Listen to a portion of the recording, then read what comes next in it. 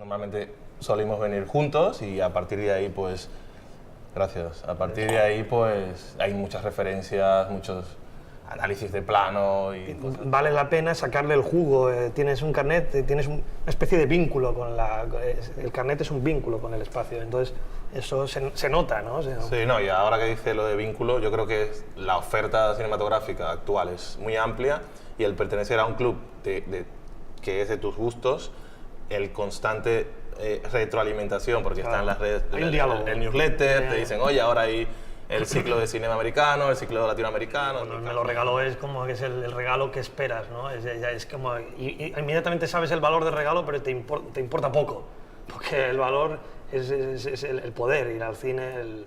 Incluso vale la pena porque en el Girona tenemos esta posibilidad de que a veces en una misma película podemos ver tanto doblada como en versión original, que yo jamás pensaría que iba a ver Kaurismäki doblado, pero aquí la vi doblada y hizo gracia, ¿no? Hizo gracia el tono, el diálogo, cómo el doblaje tuvo que ver a Kaurismäki. Yo diría que es una aportación a tu vida cultural inmensa.